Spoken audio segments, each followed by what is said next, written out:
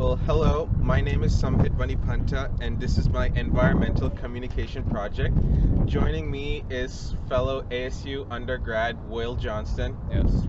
Will, do you mind telling me a little bit about yourself, like your degree and whatnot? Yeah, so I'm a mechanical engineer. I come from Virginia. This is my third year here at ASU, and it's great to be here. I've known him for 2 years now. Been through a lot of things together. I don't know much about biology, so this interview will be very genuine, as one of his Indian friends would say. Yeah, so that statement alone, that he doesn't know much about biology, is a reason why I chose him for the interview. So we're going to do this in two ways. The first part's going to be the discussion, and then the second part's going to be the questions. So we'll start off with the discussion. So our main topics are agriculture, wilderness, and if I know correctly, your favorite, climate change. Oh yeah. So do you have any personal opinions or thoughts on these matters? Any of the three matters? Let's just start up the discussion. When it comes to wildlife, ecosystems, right? Mhm. Mainly, I think we should preserve them. Obviously, I think like destruction of the environment is a horrible thing, and we should work to prevent it. But also, I think that the policies we use to mitigate these problems never affect the rich; they always affect the poor. And I think if you're going to do climate policy, it should be directed towards the main sources of CO2 production, and not just the bottom 9%. That's all I have to say on that. That's all I have to say. So, of the three topics, is there anyone you have a preference of learning more about or thinking that has a higher importance than the others? Agriculture, wilderness, and climate change. To learn about, I would have to say wilderness. Wilderness? Alright. Do you think that these three topics are slept on, or do you think they have gravitas and weight to today's topics and conversations? I think climate change is the one that has the most gravitas and weight in our modern world. But wilderness and agriculture are definitely slept on, I think, equally. Like our agriculture production is going to be affected moving into, more severe weather patterns and stuff like that. And yeah. Yeah, I wholeheartedly agree. I think particularly wilderness and climate change are some of the more dwelled on topics. There's a lot of people doing papers and research today on the effects that's going to happen in the near future, whether it's 5 years or 30 years from now, and they're thinking about how this is going to change us as a species and our planet as a whole. And I feel like people need to be more aware of this, but the sad reality is they're not. But it is coming to fruition. There's more and more people coming to realization of it. Yeah. So do you think agriculture plays any part, whether it's good or bad, in our world today, or do you think it's just there? It does play a major role in our environment. Saying it's just there, it is kind of just there. Like, it's always been in the background, but like we've seen in the war in Ukraine, just one small disruption impacts millions of billions of people. So yeah. I like how you brought up the Ukraine concept, because that's something that people don't like about a lot, is how these topics are all political related, whether that's for good or for worse. They are kind of political related, and some people don't want it to be that way. Some want it to just be about, oh, it's for the good thing, but there's a lot of layers to it, and that's why not everyone is wholeheartedly agreeing to it. It's like, oh yes, we can do this, but that affects this and that. So that's all the layers we go on about. Yeah, so is there anything else you would like to say for the discussion part? Or anything you want to get your mind up before we answer the questions? Any opinions or thoughts? Not really. Alright. So now we're going to move on to the interview. We're going to ask Will the questions. So we'll start off with the questions from topic 1, agriculture.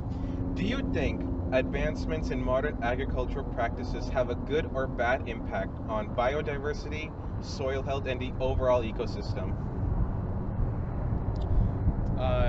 When you say biological improvements and stuff, are you talking about like GMOs and GMOs, advancements, or even general stuff pesticides? like pesticides, Okay. even. Okay.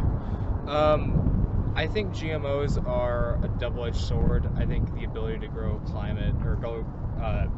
different kinds of crops in various different climates and regions with varying soil health is a good thing. But at the same time, GMOs also have some documented negative effects on human health. As for the advancements of fertilizers, I think that things like Roundup and all these harsh chemicals we use to prevent, insects from eating our crops is also a double-edged sword. I think a focus on more organic food would really help with biological diversity and keeping soil health and stuff like that, because dumping all these chemicals on the crops can't be good for the soil in the long term of agriculture. Yeah, I would have to agree. The organic route is the more safer and natural way to go. It's for the better of our health and for the betterment of our world as a whole. So next question. What are some alternative farming methods that would help promote biodiversity and sustainability? And how feasible do you think they can be on a large scale, coming from an engineer's point of view? When it comes to this improvement of farming, are you talking about like indoor crops and stuff like that? It can be anything. Just a general consensus. I don't know much about whatever advanced you can farming say. methods. I mean, I think using AI and robots and automated tractors helps, because farmers are facing a shortage. Like, there aren't that many farmers or people that want to be farmers because it's a really tough industry to be in. But that's all I have to say on that. Okay. All right. I think that's an interesting topic. You bring up AI. That's the first time I've ever heard everyone talk bringing about AI into this topic. Yeah. That's an interesting solution. The next question: with the way the world is revolving and changing, do you think we need to cut back on agricultural production and innovation for the sake of our world's survival? I think the only way to survive in this world is through innovation. I think when it comes to agriculture, cutting back is not really an option because we have a growing population. But safer farming methods, more organic route, I think would just be generally good for it. That's a really lovely answer to hear from that. All right, next question is: in correlation to carbon footprint and eating ethically, do you think mankind has too much freedom when it comes to what we can eat, or do you think we don't have enough? Too much. Too much? Yeah, way too much. Why do you think so? There are foods invented today that didn't even exist 10 years ago. We make so much different foods that have different chemicals and compounds, and it's amazing. And there's too many options for food. So do you also agree that we'd be better off cutting back on what we can eat? Or do you think, no, we can't go back? When it comes to cutting back, I think cutting back on GMOs and non-organic things is a good thing for our health. And cutting back on processed foods is generally a good thing. Lovely answer. All right, we're halfway there. And while we're at it, we're moving on to the second topic, wilderness. So the first question on that topic is: do you think we humans should be more cautious of our actions, especially when it has an effect on the wilderness, or do you think it's important for there to be a balance between human needs and preserving the environment?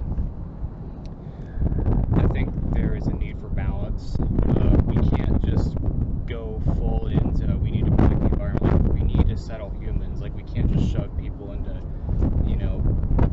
hundreds of thousands of people into a small ghetto. We need to spread out. It's healthy for the human psyche. But we can't also just destroy beautiful landmarks and beautiful diversity in the name of just settlement. I don't think it's a healthy thing.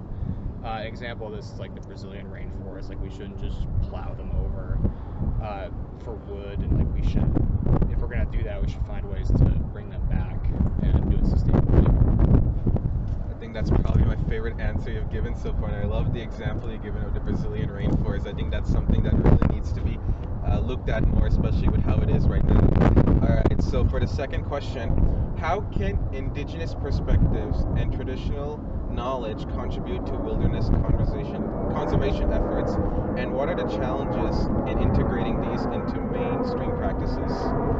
When you say indigenous, are you talking about just generally like unique methods that the people don't know a lot of, or something that hasn't been thought of yet.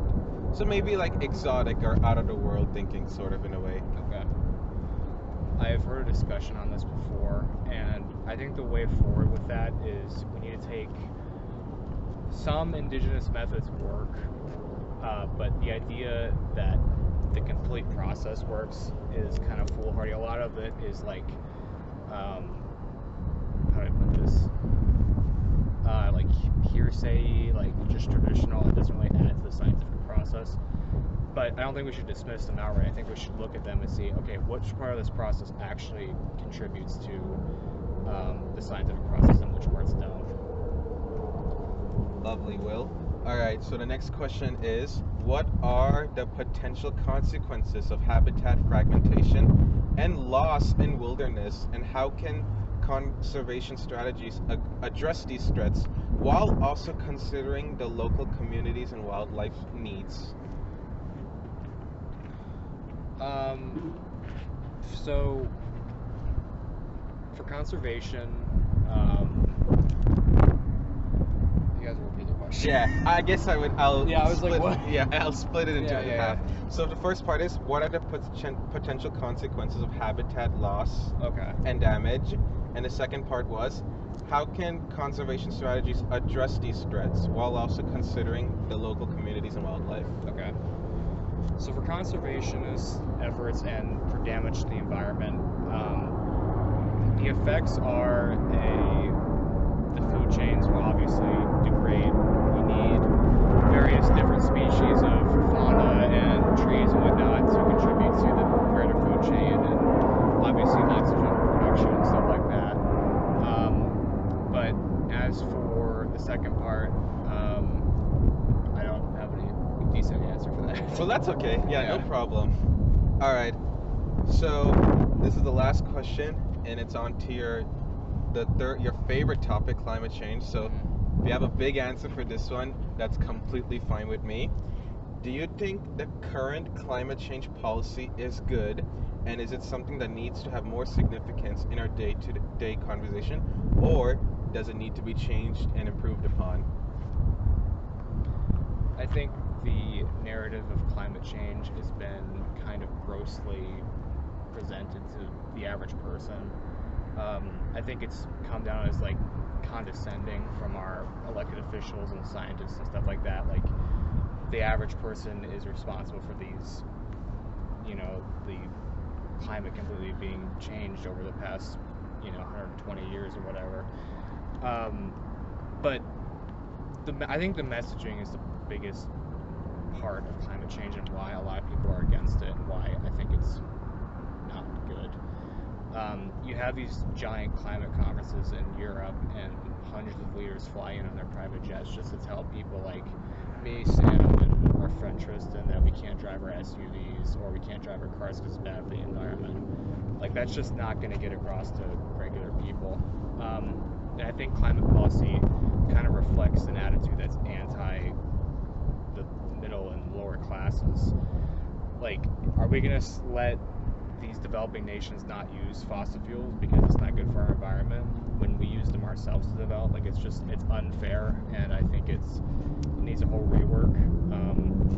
Like, from an engineering perspective, we already have a solution. It's called nuclear energy. We could use that, and we could cut our CO2 emissions in the U.S. in half by 2035 if we just switch to nuclear today. And yeah.